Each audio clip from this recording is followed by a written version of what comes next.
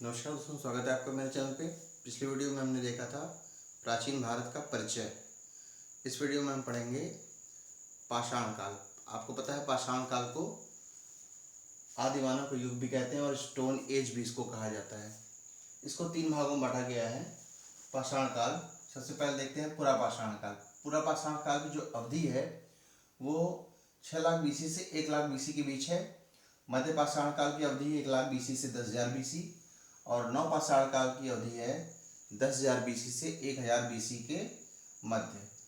इन तीनों में से आज हम अध्ययन करेंगे पुरा पाषाण काल की। तो पुरा पाषाण काल में प्राचीन समय से जो मनुष्य का जब उत्पत्ति होने के बाद से जैसे उसका विकास हुआ, विकास होने के बाद से जो जो पहली अवधि थी स्टोन एज, या ये समझिए कि बिल्कुल आद्य इतिहास जिसको कहते हैं, उस समय का जो काल था वो पुरा पाषाण काल के रूप में जाना गया है। पुरा पाषाण काल में मनुष्य को किसी बात का ज्ञान नहीं था। वो बिल्कुल आखेट और खाद्य संग्रह था, जो है हंटिंग करता था, पशुओं को मार के और मतलब उसको जो है कच्चा खा जाता था।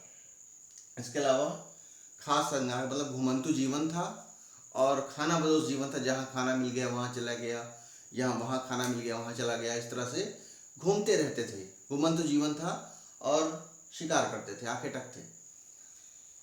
इसको भी 3 भागों में बांटा गया है। पूरा पाषाण काल को भी 3 भागों में बांटा गया है। कौन कौन से भाग देखते हैं।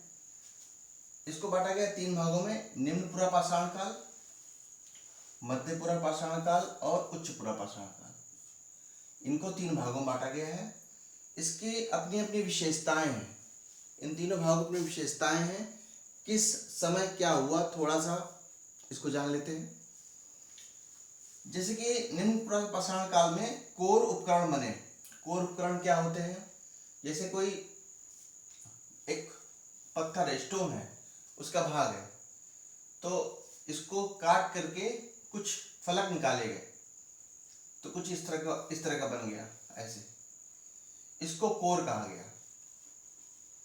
और ये जो पतला सा बना गया, ये फ्लैग कहा गया। ठीक है, तो ये फ्लैग उपकरण यहाँ ये बने हैं, ये ब्लेड के रूप में। और जो इसका जो पतली जो धार वाली वस्तु बनी है, उसको ब्लेड उपकरण कहा गया। बहुत उसमें महीन होता है। इसमें एक तरफ भी धार हो सकती है, 2 तरफ भी धार हो सकती है, इस तरह से। तो कोर उपकरण का विकास हुआ यहाँ पर। इसके अलावा निम्न पाषाण काल में अलग अलग स्थानों पे अलग अलग मनुष्यों के जीवाश्म मिले। जैसे ऑस्ट्रेलोपिथेकस मिले, रामापिथेकस, और इसका जो कह सकते हैं कि जो लेटेस्ट रूप जो है वो होमो इरेक्टस था। ये मिला था नर्मदा घाटी के जीवाश्म से मिला, हथनोरा नामक स्थान पर मिला था। ये नर्मदा घाटी से मिला था। अब इसके बाद आती है बात संस्कृति की। संस्कृति में 2 प्रकार की संस्कृतियां थी, एक नॉर्थ में थी, एक साउथ में थी। नॉर्थ में कश्मीर वैली, जहाँ पे कुछ हिमयुग के बाद की जो संस्कृति आई थी। आपको पता था कि हमारे में 4 हिमयुग हुए थे।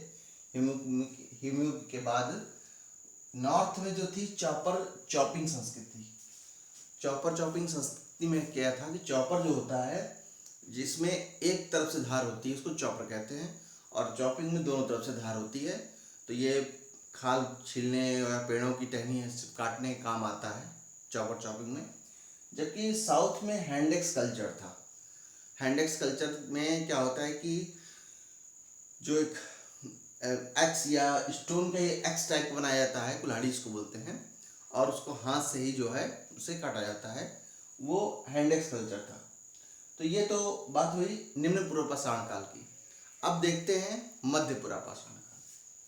मध्य पूर्व पाषाण में हमने बताया कि फ्लैग टूल्स बने थे। फ्लैग टूल्स का विकास हुआ था, जबकि कोर टूल्स बने थे निम्न पूर्व पाषाण काल। ये जो युग था वो निएंडरथल मानव युग था। कौन सा युग था? निएंडरथल मानव का युग था। जबकि इनमें ये इन प्रकार के मानव मिले थे। इसमें सबसे बड़ी विशेषता पाई गई थी, समाधि बनाने की विशेषता शुरू हो गई थी। समाधि बनाने की जो बरियल प्रैक्टिस कहते हैं इसको, तो इसकी शुरुआत हो गई थी। इसके प्रमुख क्षेत्र हैं एमपी, मध्य प्रदेश, कर्नाटका, तमिलनाडु और उड़ीसा। ये 4 मुख्य रूप से क्षेत्र हैं और अन्य भी हैं क्षेत्र। इसमें मुख्य विशेषताएं यही है। अब बात करते हैं उच्च पुरापाषाण काल की। उच्च पुरापाषाण काल में जैसे कि निम्न पुरापाषाण काल में कोर टूल्स बने, मध्य पुरापाषाण काल में फ्लैग टूल्स बने और उच्च पुरापाषाण में ब्लेड टूल्स या ब्लेड उपकरण का विकास हुआ, जो काफ़ी पैने और धारदार होते थे। जबकि निम्न पुरापाषाण काल में जो टूल्स बनते थे, जिसको कोर टूल्स कहते हैं, वो काफ़ी बड़े और धारदार नहीं होते थे, जिनसे मारने में या उसको किसी जंतु को घायल करने में दिक्कत आती थी। ये काफ़ी पैने होते थे। इसके अलावा इसमें चकमक पत्थर का उपयोग होने लगा था। चकमक पत्थर विशेष प्रकार का पत्थर होता है, उसका उपयोग होने लगा था। इसके अलावा सबसे बड़ी विशेषता इस काल की आग की खोज हो गई थी। आग की खोज हो गई थी, लेकिन उसके बारे में बहुत जानता नहीं था मनुष्य, क्योंकि उस समय भी कच्चा मांस खाता था। लेकिन आग की खोज हो चुकी थी और इसी समय आधुनिक मानव का युग, जिसको हम होमो सेपियंस काल कहते हैं, इसका विकास हो गया था शुरू। होमो सेपियंस, आधुनिक मानव का उदय हो गया था। होमो इरेक्टस के बाद जो काल आता है होमो सेपियंस, जिसको हम कहते हैं सोचने वाला मनुष्य, उसका काल शुरू हो गया था। जो वर्तमान काल है वो होमो सेपियंस माना गया है।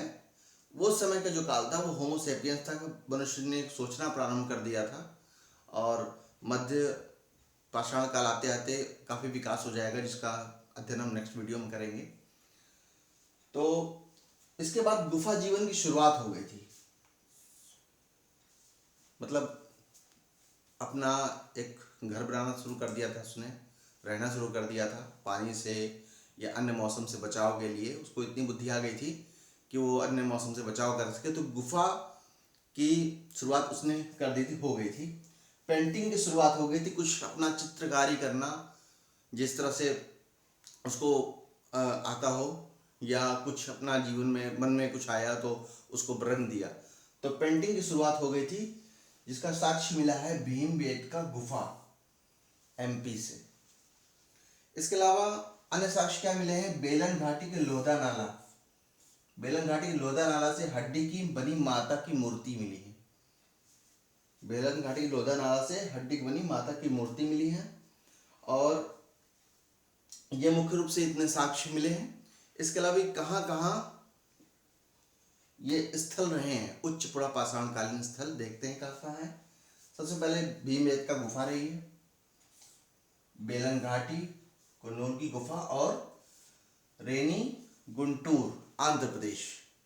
ये 4 मुख्य रूप से स्थल रहे हैं, और भी स्थल थे, तो मुख्य रूप से 4 स्थल थे। तो इन स्थानों पर उच्च पुरापाषाण कालीन जो है साक्ष्य प्राप्त हुए हैं। तो ये वीडियो था आपका पुरापाषाण काल में, पुरापाषाण काल का वीडियो है। और इसके बाद मध्य पुरापाषाण काल नेक्स्ट वीडियो में हम अध्ययन करेंगे। और चैनल को सब्सक्राइब कर लीजिए, बेल आइकन को प्रेस कर लीजिए। मिलते हैं नेक्स्ट वीडियो में। नमस्कार।